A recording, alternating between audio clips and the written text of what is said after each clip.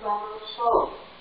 Please log in and delete recordings or purchase more storage from your account. Om Namo Bhagavate Vasudevaya. Om Ajnana-timirandasya Jnana-anjana-shalakaya Chakshurunmilitam Yena Tasmai Shri Gurave Namaha. Shri Chaitanya Manobhishtam Sthapitam Yena Bhutale Swayam Rupa Katamahyam Tadati Swapadantikam Vandeham Shri Guru Shri Yuta Padakamalam Shri Guru Vaishnavancha Shri Rupam Sagrajatam Sahagana Raghunatamitam Tam Sajivam Sadvaitam Savadutam Parijanataitam Krishna Chaitanya Devam Shri Radha Krishna Padan Sahagana Lalita Shri Vishakhanvitam Cha He Krishna Karuna Sindhu Dina Bandho Jagatpate Gopesha Gopika Kanta Radha Kanta Namostute Sapta Kanchana Gaurangi Radha Vrindavaneshwari Vrishabhanu Sute Devi Pranamami Haripriye Vancha Kalpatarupyasya Kripa Sindhobhya eva cha Patitanam Pavanebhyo Vaishnavebhyo Namo Namaha. Sri Krishna Chaitanya Prabhu Nityananda Shri Advaita Gadadhara Srivasadi Gaura Bhaktavrinda.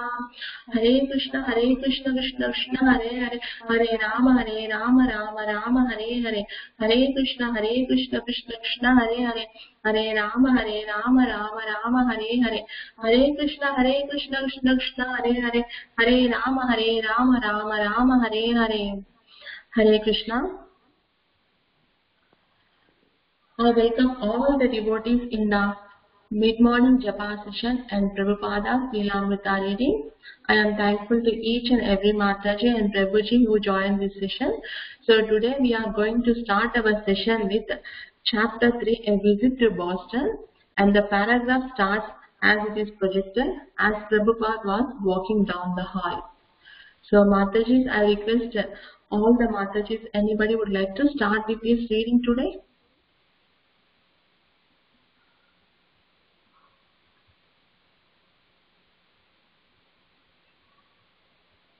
Okay, Mataji, then I will start.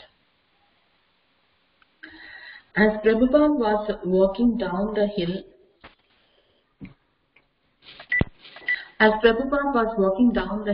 the wife of one of the college administrators joined him, walking at his side and chatting pleasantly and effusively, assuring him that everyone at the university was very glad he had come. She walked with him to the door and then shook his hand. Turning to Satswarupa, she exclaimed that everything had gone beautifully, that Swamiji had spoken wonderfully, and that she would send the $100 honorarium in the mail. Feeling excited and successful, the devotees accompanied Prabhupada to the car. Riding back to his house, Prabhupada agreed it had been a successful engagement. The Boston University engagement in a spacious Marsh Chapel was poorly attended. Despite thousands of students riding the trolleys and going in and out of the lunch lots and big grey buildings that lined both sides of the Commonwealth Avenue of blocks, only half a dozen came to Marsh Chapel to hear Swamiji. The devotees thanked and criticized Satswarupa for the turnout. Even the on-stage arrangements were poor, with Prabhupada seated on a too high rickety table. And without hesitation, Prabhupada held a full program beginning with a kirtan that lasted almost an hour. He requested Brahmananda, visiting from New York, to give an introductory speech. Then Prabhupada spoke, his voice reverberating over the sound system throughout the cavernous empty chapel. After the lecture, Prabhupada called for a question. A boy standing at his seat and shouting to make himself heard asked, "Is this Advaita philosophy?" A challenge. The devotee could tell that the student had come with his own ideas about the yoga and Advaita. "Do you know what is Advaita philosophy?" Prabhupada asked. "All is one," the boy replied. "Just as the rivers enter into the ocean, so we all enter into the ultimate oneness." Srila Prabhupada replied that although the river goes to the ocean, its place in the ocean is not permanent. Again, that water evaporates into the sky, forms clouds, and falls back onto the land. To argue that spiritually everything becomes one as the rivers go to the ocean, then the boy would have to accept the actual conclusion. The water again falls back into the land. Similarly, those spirit souls who try to emerge into the absolute must again fall back into the material world. Prabhupada thoroughly defeated the impersonal notion of oneness. The boy sat down silently. There were no other questions. Talking with his disciples afterwards, Prabhupada said sarcastically, people today do not even know how to ask a good question. These impersonalists always ask the same Hakinden question about the river going into the ocean. Okay, Mataji, thank you so much for giving me this opportunity. Anybody would like to go next, Mataji? I can read, Mataji. On the way back to the temple, some of the devotees continued to grumble about Swamiji's having to go to an engagement with such a poor turnout. Brahmananda warned Satswarup that the next engagement had better not be like this one. Prabhupada was well aware of the worldwide prestige of the Massachusetts Institute of Technology in Cambridge. Many Indians went there to study. It was in fact an Indian organization that invited Prabhupada to speak when Prabhupada arrived in the evening.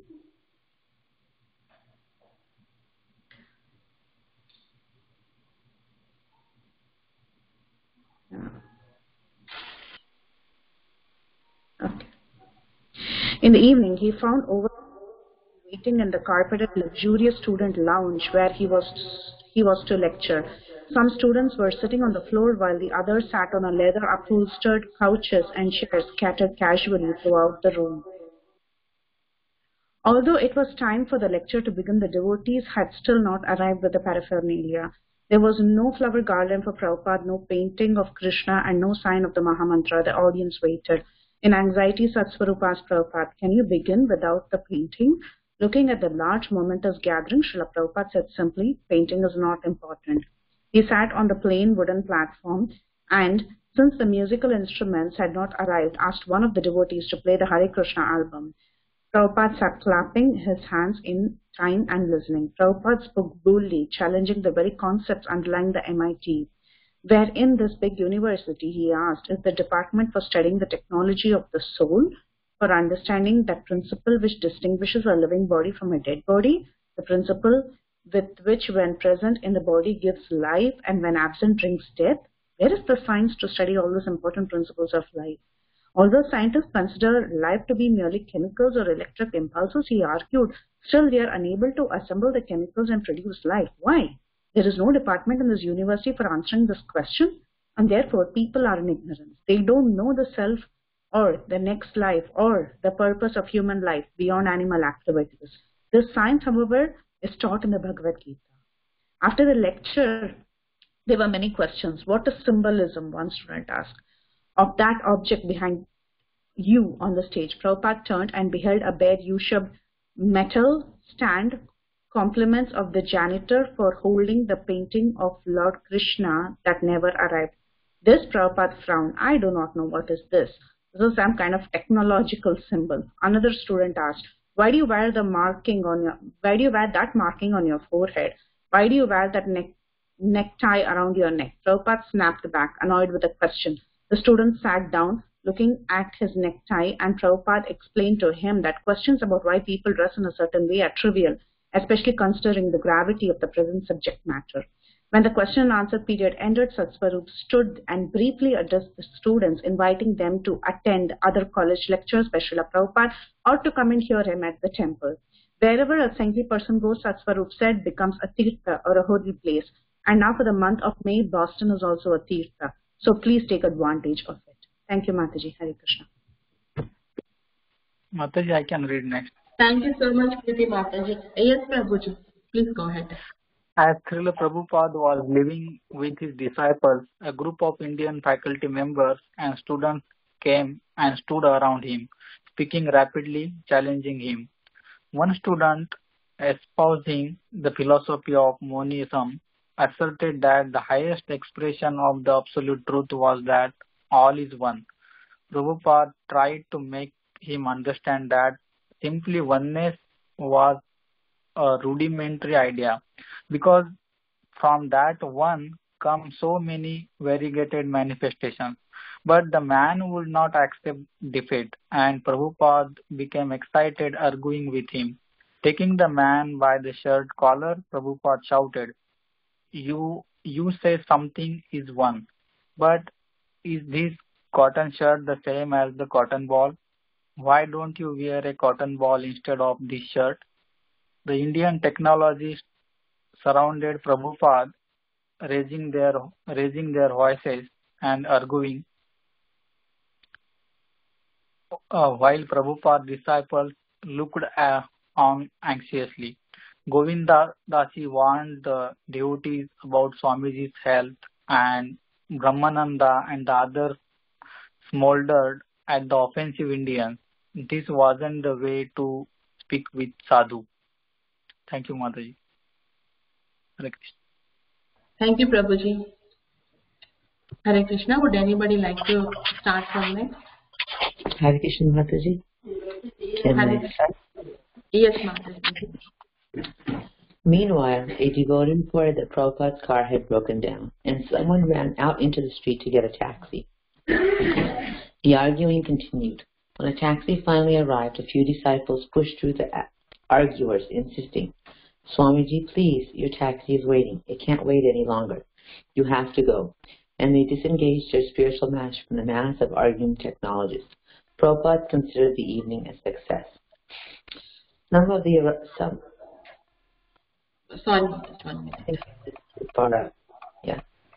the devotees who had seen the poor attendance at Prabhupada's Boston University lecture feared the same thing might happen at the Harvard School of Divinity. So they suggested Swamiji wait at his apartment while they went ahead to the lecture hall to see how many people would gather. When they saw a decent number gathering, one of them phoned Swarup that Swamiji could come. Meanwhile, at the lecture hall, Joseph Matthews, a graduate student in Vaishnavism, addressed the audience, describing from the mundane academic viewpoint the history of the Chaitanya movement. Prabhupada, arriving half an hour later than scheduled, led the audience in Kirtana and began his talk. He praised the Harvard students as fortunate, citing that according to Vedic literature, aristocratic birth, good education, beauty, and wealth are the four chief material opulences. Compared to others in the world, he said the students at Harvard had all these opulences. If, however, they could increase their good fortune by adding Krishna consciousness, then that would be their perfection. For example, gold is certainly very valuable, but if gold were to have a pleasant fragrance, then it would be even more valuable. Similarly, if these materially fortunate persons could add the spiritual fortune of Krishna consciousness to their life, then that life would be successful. After Prabhupada's talk, Mr. Matthews thanked him for his discourse on Hindu philosophy, but immediately Prabhupada interrupted. Actually, we are not Hindu, and Prabhupada explained the universality of Krishna consciousness. As the meeting broke, some interested students came forward for more discussion with Swamiji. One Sanskrit student asked, how can a brahmachari be expected to understand the Gita Govinda since it deals in so many intricacies of man-woman relationships and love affairs? Srila Prabhupada replied, only a brahmachari can understand Gita Govinda because it is not about mundane sexuality. It is the highest spiritual technology of Radha and Krishna. Prabhupada was especially pleased about his Harvard lecture. The next morning, Satsvarup went to see him with a check for $125 from Harvard. That was a very good meeting last night, Prabhupada said. It seemed to the devotees accompanying Prabhupada from one speaking engagement to another, they were the real audience, the ones to whom Prabhupada was speaking. It was for them that he had come to Boston, more than for the 200 students who sat in the chapel at Northeastern until the bell rang, or the technologists in the lounge at MIT who left after the lecture for the movies and the bars. Prabhupada was setting an example of how to preach. It was for them, the ones who would have to carry on the mission in his absence. Thank you, Mataji. Thank you so much, Srila Mataji. We with your association, Mataji. Thank you so much. Hare Krishna. So, Mataji, can anybody like to read from morning until night? Hare Krishna, Hare Mataji. Krishna Mataji, I can read. Hare Krishna Anantangi Mataji. Yes, Mataji. From morning until night, Prabhupada spoke about Krishna. Although yogis sometimes take a vow of silence to avoid useless, frivolous talk, he said, one who knows Krishna wants to speak 24 hours a day. When you love God, you want to tell others about Him. And automatically you write volumes and volumes of books. Of course, many times in the day, Prabhupada was actually silent, alone in his room. But that silence was also Krishna conscious. Sometimes Govinda Dasi would peek in and find him reading the Sanskrit Bhagavatam commentaries, chanting on his beads, or dozing briefly at his desk after lunch. Sometimes he would sing verses from Chaitanya Charitamrita or walk around the apartment with his hand in his bead bag, chanting to himself and observing his assistants. Govinda Dasi. In Boston, Swamiji would sing for hours from Chaitanya Charitamrita or Srimad Bhagavatam, just singing with the most feeling all by himself in his room. And I would peek in the keyhole to see how he was. Sometimes I would go in and check on him when he would pause. I would try not to disturb him, just checking. I would just go in to see if he needed anything. Sometimes I would peek in and simply think, who is he? Nobody knows who he really is, or where he really came from, or how great he really is. Especially in Boston, I began to feel very strongly that he was such a great personality that I was viewing only a very, very minute glimpse of him, and that actually much, much more was going on that I could realize. A devotee might go in to ask Swamiji what he wanted for lunch, or to check on his travel schedule, or to get advice on some business item, but the talk would almost invariably turn to Krishna conscious philosophy once matters at hand had been dealt with. What Swamiji wanted for lunch might bring him to talk about what Krishna liked for lunch, or how great devotees went without eating, or how the modern day civilization was demoniac for killing helpless cows. And whoever entered Prabhupada's room might find himself being pressed to argue against the existence of God and then be defeated by Prabhupada. Or Prabhupada might start talking, even to a disciple who came to replace a burned out bulb, about how he wanted to one day introduce the Krishna conscious social order, Varnashrama Dharma, all over the world. Thank you, Mataji. Hare Krishna. Stop. Thank you so much, Laisangi Mataji. Hare Krishna Andina Gopika Mataji. Would you like to go next, Mataji? Okay, Mataji. Thank you, Mataji. Thank you, Mataji. From where, Mataji? Sometimes alone, devotees sitting. Sometimes alone. Okay, alone. Sometimes alone, devotee sitting with Prabhupada as he spoke to profoundly would feel guilty. If instead of talking just to me, he was translating his book, then everyone could benefit. I should not be talking up his time in this way. Once, Jadurani expressed that sentiment. Swamiji, maybe you should save your strength for translating. If you love someone, Prabhupada replied, raising his head back while looking at Jadurani, you like to hear him speak. More often, however, once a devotee got into Prabhupada's room, he would not leave until Govinda Dasu came in. Dropping broad hints or pointing to her watch and signaling from the doorway. In fact, the devotees took up so much of Prabhupada's time that Gaur Sundara and Govinda Dasi complained to Satswarupa. Swamiji was being disturbed more in Boston than he had been in any other place, they said, and he was getting very little translating done.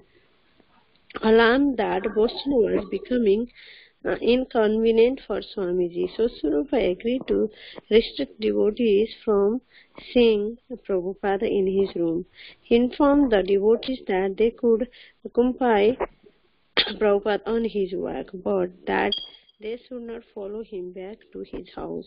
Swarupa, following my instruction, the next morning everyone stopped at the bottom of the road. Swamiji alone walked up the step in his house. When he got to the top step, he turned around to see all us see all us all standing there, and he wanted wave to us, come on. Everyone immediately ran up the stairs and joined him in his room, feeling guilty that we were taking up his time. I made an attempt to terminate the discussion in his room. Bowing my head to the floor in the gesture of leaving, I announced to Srila Prabhupada, we all leave you now and let you do your work.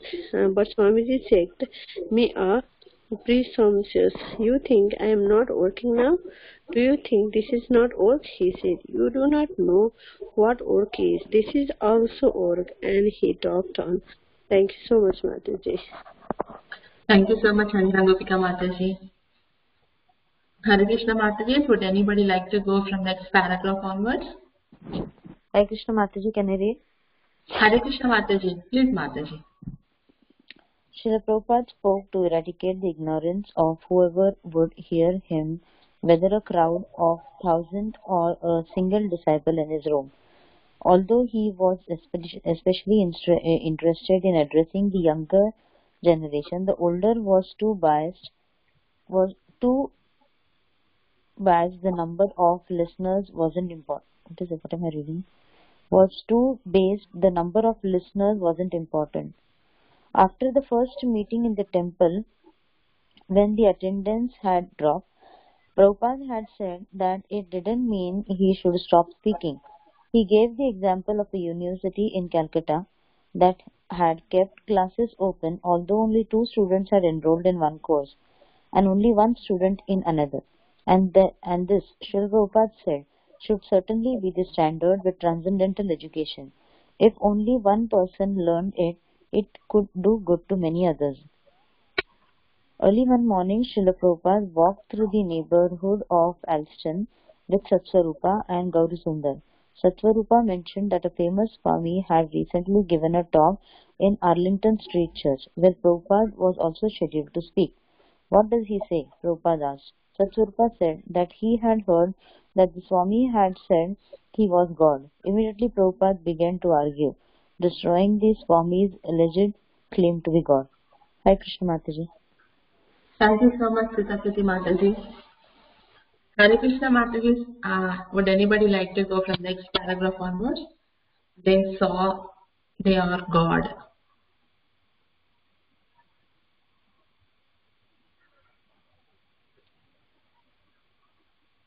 Okay, then I think everybody got chance of reading the Lilamrta.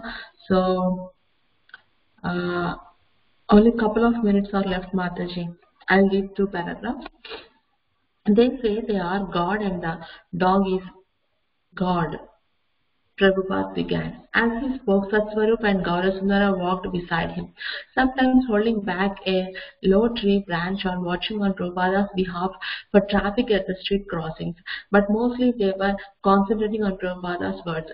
Satsvarupa could understand that Swamiji was expanding energy just to instruct him, to equip him to defeat such arguments. He tried to remember every word exactly as Swamiji was speaking it. If everyone is God, Prabhupada continued, then why is God worshipped all over the world in temples and churches? Why are these gods shoe kicking each other? Do they know what God is that they say they are God? Do they have any idea of what God is? God is the controller. Are they controlling the universe? Ask them these questions. Are they omnipotent and omniscient? These are qualities of God. If you are God, do you know what I am thinking? Because God is all-knowing. They should not be allowed to say these things. They should be curbed with these questions. Prabhupada punctuated his talk by sudden stops. He was angry. It was as if he were charging his disciples for allowing this nonsense. I am God. stopped to go on unchecked. Why didn't they stop these rascals? He looked at them with eyes flashing. Were they meeting the challenges of these atheists? They should be. They should be fighting, and these were the arguments they should use. They shouldn't doubt. Okay, Mataji. Thank you so much, Mataji, for reading this Lilamrta. So we would like to stop our reading for today's session.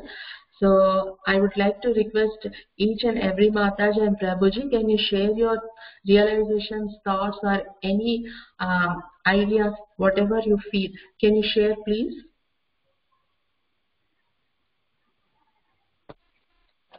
Hare Krishna, Mataji. Hare Krishna, Praneshwari Mataji. Please, Mataji. Thank you for the reading, and I'm very grateful for being back, be able to be in the association of the devotees and reading Prabhupada's Lilamrta. I was just thinking about the line that stuck in my mind was when I think it was Satsrup was saying that even when he was lecturing in the colleges, that he was actually teaching the devotees. And the next time he said, how do you know this is not work? When he was asking the devotees, when Satsrup Maharaj was asking the devotees not to come and accompany Srila Prabhupada in his room so that he had time to translate, and Srila Prabhupada is explaining that, how do you know this is not work also?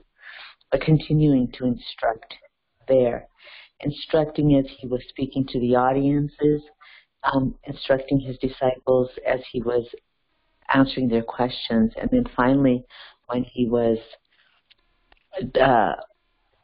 destroying the arguments of the impersonalists, and he was giving the ammunition or the arguments that Satsrup Maharaj needed in order to continue to explain the philosophy of Krishna consciousness and superlatism. So I really that continuation throughout the narration of the Lilamrta was really something that struck me as very, very profound. Thank you, Mataji. Yes, Mataji. Yes, true. Thank you so much, Praneshwari Mataji, after a long time taking some out from your busy schedule, I understand, and giving your association, Mataji. We are always missing your association, Mataji. Thank you so much. Hare Krishna. Hare Krishna. Sita Priti Mataji, would you like to share, Mataji? Hare Krishna, Mataji. Mataji, the reading itself felt was like Srila Prabhupada. Those are all the for disciples, all the disciples were feeling that they are wasting Prabhupada's time by not having him do the translation. But and as Srila Prabhupada gives the example of the Calcutta University also, so it gives us a glimpse that how important preaching is. I remember when Srila Prabhupada used to say that if there is nobody in the room also, you can preach to the walls. And anything done in Krishna consciousness, he did not consider it as a wastage of his time. So that is a very important lesson, for all of us also, that whatever we do, sometimes we feel, oh, I'm so insignificant, what small thing is there. But anything done for Krishna will never go waste and will never be small for anything. That is what I think I can take back, Mataji, for today. Hare Krishna. Yeah. Thank you, Mataji. And when you are giving your realization in this matter, Mataji, I would like to share or add a little one point to this. When devotees are telling that we are wasting our time and we want to continue our translating, we don't want to disturb your translation work, then Prabhupada is telling, what do you mean by that? This is also a work. You know that what does the work mean? So while Prabhupada is telling, I got to remember one point, we have a real Srimad Bhagavatam and devotees Bhagavatam. So we can consider this as a devotee Bhagavatam. So Prabhupada is giving most important to devotee Bhagavatam. I just remember this from the conversation between the devotees and the disciples and Prabhupada Mataji. Thank you so much, Sita Priti Mataji. Hare Krishna. Hare Krishna.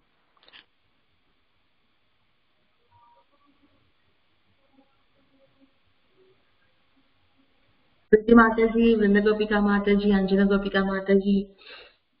Can you please share your realizations, Gajanan Prabhuji? Hare Krishna Mataji. So just want to Hare say Krishna that Prabhuji. actually this is the first class or like first time I'm reading about Srila Prabhupada's Lilamrta. So I don't have any input, but just want to say thank you so much for your association and feeling really great. I mean, reading about Srila Prabhupada about. So because it's actually Krishna will be pleased actually when we read about like devotees, and Srila Prabhupada obviously is not ordinary devotee. He came especially from spiritual world actually to spread his name and glory. So I'm feeling really great, and thank you so much once again for all your association. Thank you, Mata. Thank you, Prabhuji. Thank you for your giving a wonderful association in this Lilamrta reading, Prabhu. Thank you so much, and we would like to have your association every week, Prabhu. Thank you, Mataji. Thank you. Thank you, Prabhuji. Mataji, Hare Krishna. Hare Krishna, Anjali Gopika Mataji. There's so many points I really like, and Prabhupada always stressed when he was giving maybe lecture in Boston University, I don't know, but so was there was not prepared, but Prabhupada was not caring.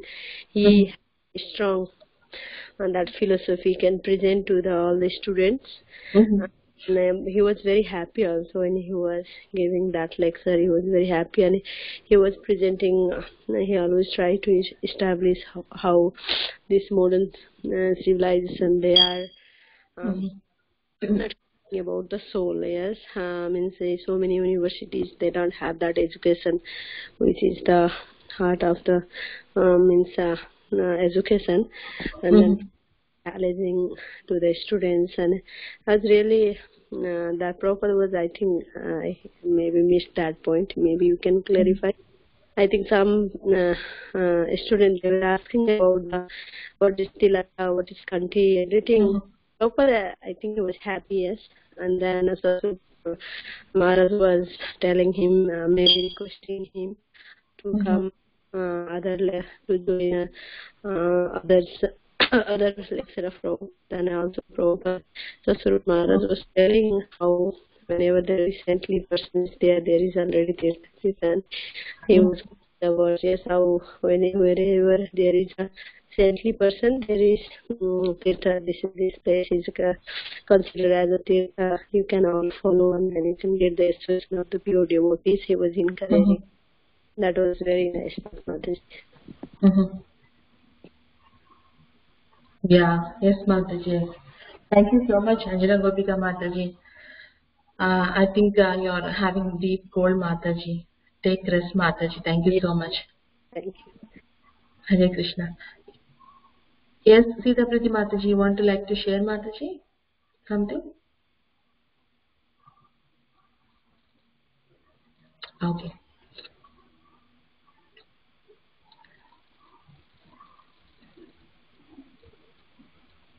Priti Mataji, Vrinda Gopika Mataji. Would you like to share, Mataji? Yes, Mataji. As Anjana Gopika Mataji already mentioned, when I left the point where Prabhupada was talking to the students, and when he was talking to the students, we see generally this is what happens. Generally, everyone likes to concentrate on the externals. So all the questions were about Kanti and Tilak and what is behind you, what is your dress, what are you doing here, like that. Everything was the externals, but it was interesting to note that many of these college students, they didn't even give their ears to what actually Prabhupada was trying to say. Instead of on the content, they were looking at the externals. And I think this happens all the time, right? Like we go with a preconceived notion and we have judgmental attitude most of the time about everything for that matter.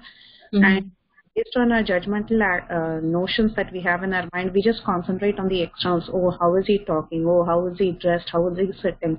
This is what we are, but we're not worried about the content that a person is trying to give us.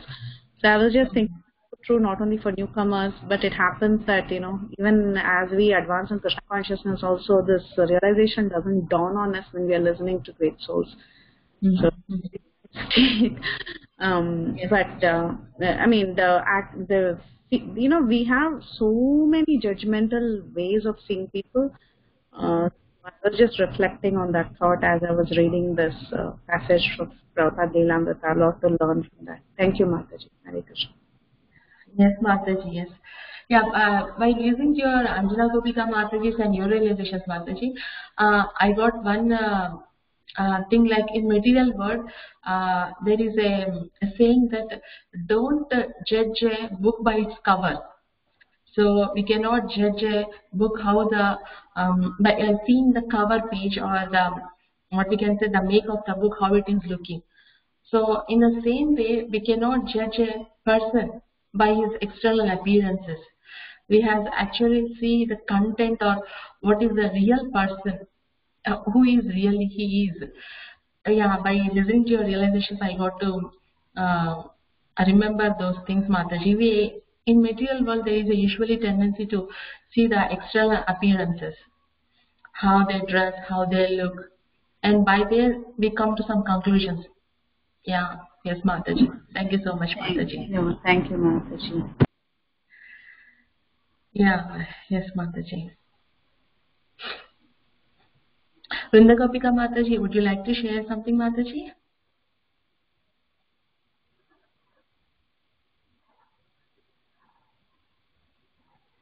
I think Mataji is...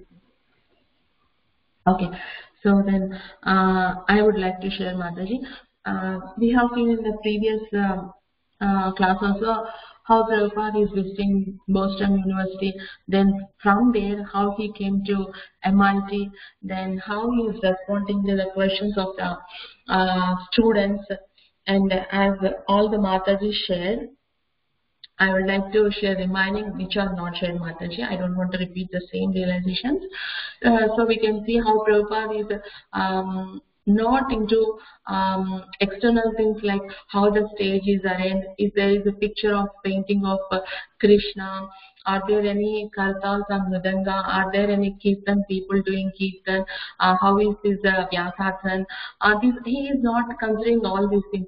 However, the situation is there, his main focus is on kirtan and his focus is on giving lecture and giving some Krishna conscious to all the students who gathered there.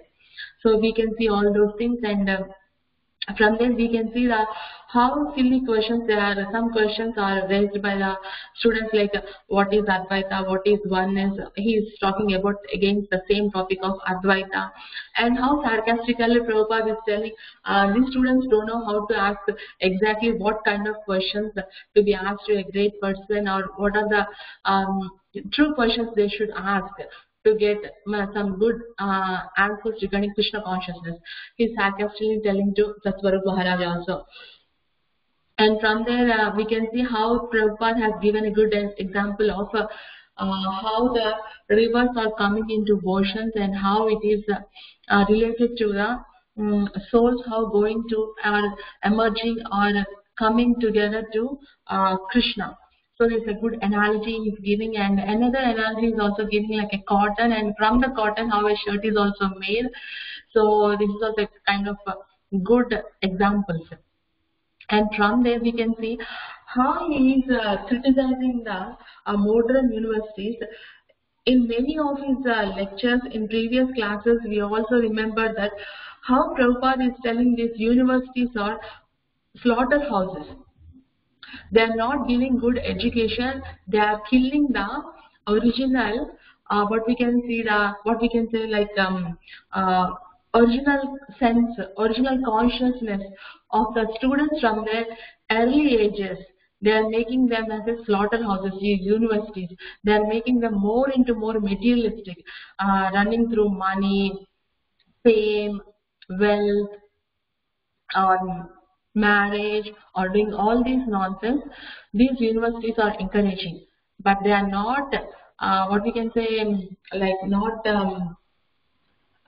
encouraging to invoke the inner consciousness, that is Krishna consciousness. These universities are so many times Prabhupada repeatedly said these modern universities are like slaughterhouses. And the same questions in the midst, he is also questioning to students. Do you know where the soul is coming, afterwards where the soul is going, can we manufacture a soul? So these basic questions he is asking, and students are not at all able to tell these basic answers or basic things to Prabhupada. And we can see how he is criticizing. You have big laboratories, big classes. In spite of all this, you cannot achieve success. You cannot conquer death. So he is telling all these questions. And from there we can see down there, he's telling we can have, that you all share the good conversation between Prabhupada and devotees, how devotee Bhagavatam is more important than actual Bhagavatam.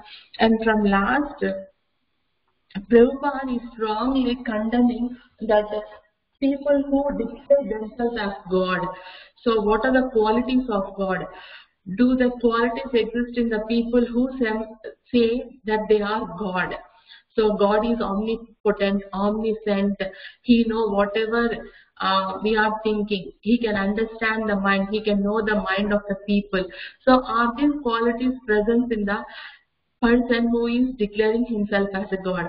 So I remember that in one of the classes given by our speakers, so when some devotee came, that when Babaji is declaring himself as a God, he told immediately that your Babaji can lift go.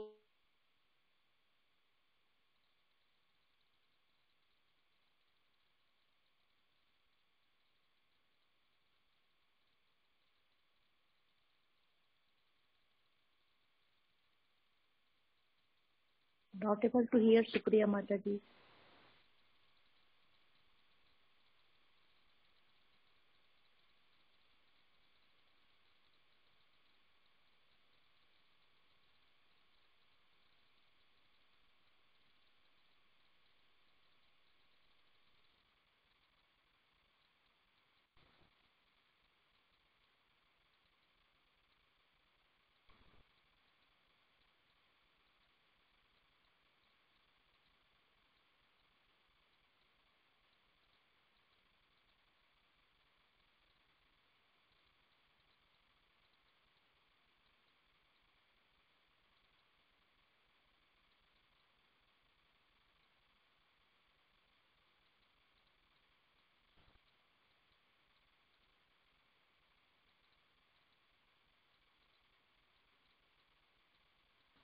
Haribol Supriya Mataji, are you on mute?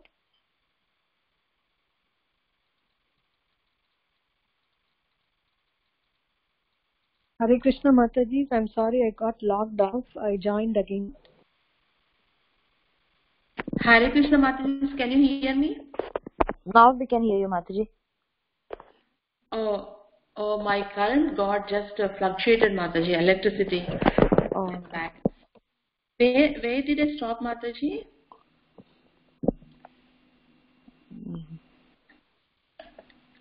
So I was just sharing, Mataji, how Srila Prabhupada is telling some of the people who declare him as God also. So he is telling God is omnipotent, omniscient. He knows the minds and heart and soul of each and every person. He knows what every person is thinking at every moment.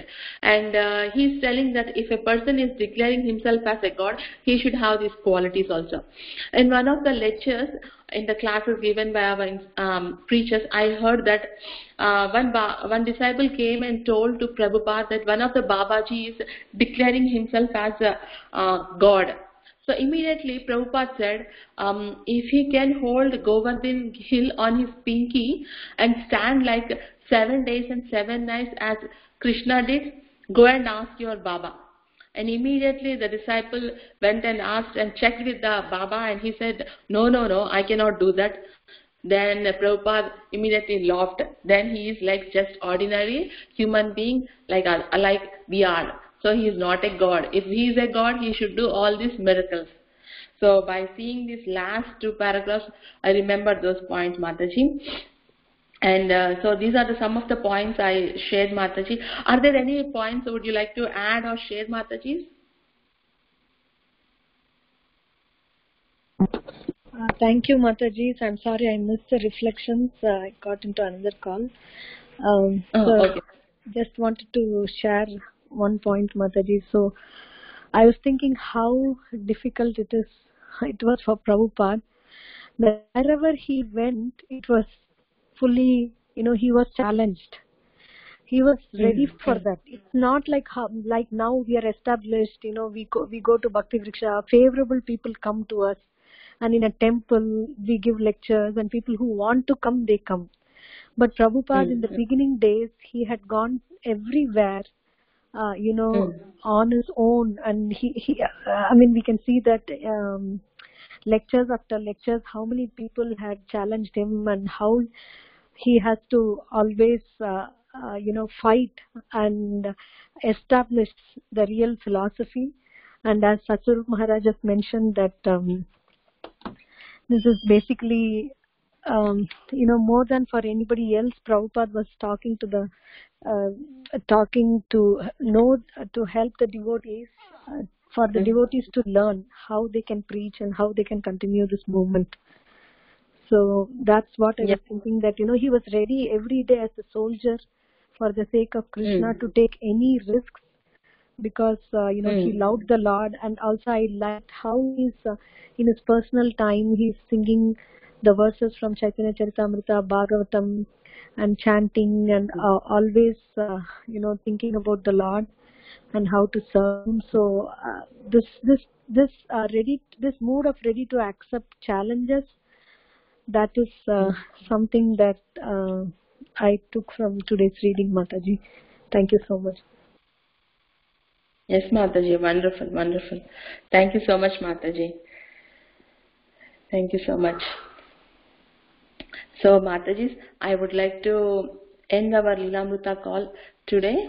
So, I would like to have all your association next week also, Mataji. By this, I would like to pay my obeisances. Vancha kalpatarubhyasya krupa sindobhya vacha patitanam pavanebhyo vaishnavebhyo namo namaha. Anantakoti Vaishnav Vrindi ki jai. Namacharya Srila Haridas Thakur ki jai. Srila Prabhupada ki jai. Assembled devotees ki jai. Jai. Hage Supriya Mataji ki jai. Assembled devotees. Everybody, Mataji. Thank you so much, Mataji. Krishna. Thank you. Thank you, all the devotees. Thank you, Supriya Mataji. Dandavat Pranam. Hare Krishna. Thank you, Supriya Mataji, and all the devotees. Hare Krishna. Hare Krishna. Mataji. Hare